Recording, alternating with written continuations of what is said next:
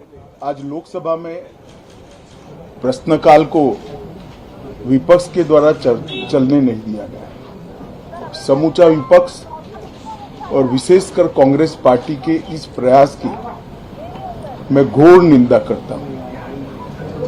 अरुणाचल में 8 की देर रात और 9 की सुबह घटी घटनाओं का हवाला देते हुए विपक्ष ने बहुमूल्य प्रश्नकाल को स्थगित करवा दिया।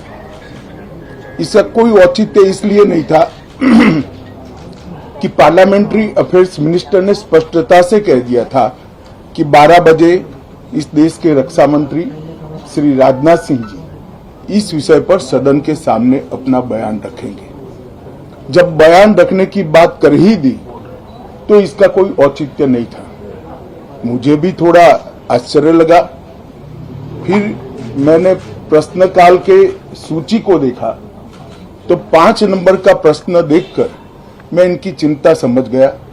5 नंबर के प्रश्न है राजीव गांधी फाउंडेशन के FCRA रजिस्ट्रेशन को रद्द करने के बारे में। अब उन्हीं के कांग्रेस के ही सदस्य के द्वारा यह प्रश्न पूछा गया और जवाब में बहुत स्पष्ट था।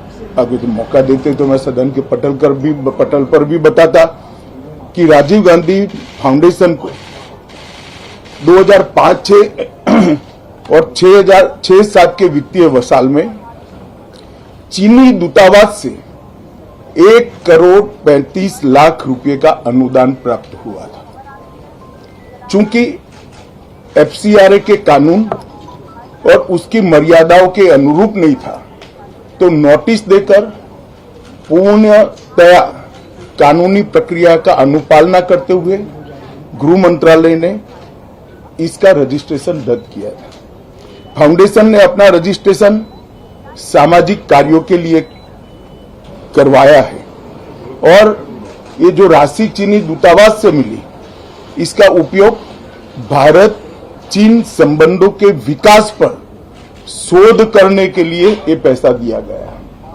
अब मैं कांग्रेस पार्टी को पूछना चाहता हूं कि इन्होंने शोध तो जरूर किया होगा। क्या उनकी शोध में 1962 में जो हजारों हेक्टेयर भूमि भारत की चीन ने हड़प ली वो शामिल था क्या?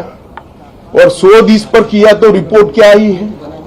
नेहरू जी के प्रेम के कारण सुरक्षा परिषद में भारत की स्थायी सदस्यता बलि चढ़ गई। इस विषय को उन्होंने शोध का विषय बनाया था क्या?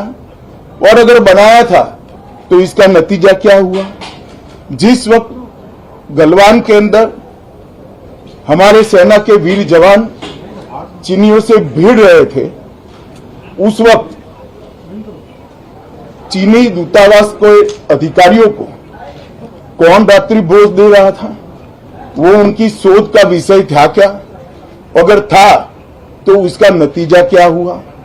जब उनकी सरकार थी तो 2006 में भारत में चीन के दूतावास ने पूरे अरुणाचल और पूरे नेपाल पर दावा कर दिया। वो उनकी शोध का विषय था क्या? अगर शोध हुई तो उसका नतीजा क्या हुआ? 25 मई 2007 को चीन ने कांग्रेस के ही मुख्यमंत्री दोरजी खंडू को वीजा देने से इनकार कर दिया क्योंकि ये तो हमारा ही हिस्सा है अरुणाचल।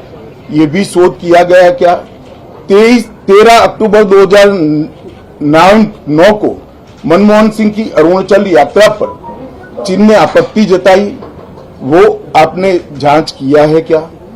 और 2010 में चीन ने जम्मू कश्मीर के लोगों को स्टेपल वीजा जारी करने की प्रथा शुरू की, ये भी क्या आपका शोध का विषय था? 2011 में कांग्रेस सरकार ने चीन की धमकी के बाद हमारे रोड और वाइटल बॉर्डर इंफ्रास्ट्रक्चर्स का निर्माण डैम चौक में रोक दिया। ये क्यों रोका गया इसकी भी शोध की है। मैं कांग्रेस पार्टी को पूछना चाहता हूं, ये दोगला रवैया जनता के सामने नहीं चलता है। जनता सब देख रही है। आपके परिवार द्वारा चलाया गया फाउंडेशन, उसका FCRA रजिस्ट्रेशन चीन की दूतावास से मिले हुए अनुदान से समाप्त हुआ है। आपके ही समय में हजारों किलोमीटर भूमि अवैध रूप से हमसे हड़प ली गई है। आपके ही समय में हमें मिली हुई सुरक्षा परिषद की सदस्यता आपने निजी संबंधों को बनाने के लिए चीन की भेंट कर दी है। ये सारी जनता ये सभी विषयों को जानती है। मैं इतना स्पष्ट कहना चाहता हूं कि भारतीय जनता पार्टी की सरकार है, नरेंद्र मोदी इसके प्रधानमंत्री है, और जब तक भारतीय जनता पार्टी की मोदी सरकार चल रही है, 1 इंच जमीन पर भी कोई कब्जा नहीं कर सकता। कल अपने सेना के जवानों ने जो 8 की देर रात को और 9 की सुबह को जो वीरता दिखाई है, मैं इसकी भूरी भूरी प्रशंसा करता हूं। इन्होंने घुसे हुए सभी लोगों को कुछ ही घंटों में वापस खदेड़ दिया और हमारी भूमि का रक्षण किया है। राजीव गांधी फाउंडेशन के FCRA लाइसेंस रद्द होने का एक दूसरा भी कारण था। इस्लामिक रिसर्च फाउंडेशन की, जिसका प्रणेता जाकिर नायक है, जाकिर नायक को पूरा देश जानता है, उनसे भी 7 जुलाई 2011 को 50 लाख रुपया राजीव गांधी फाउंडेशन ने प्राप्त किया था।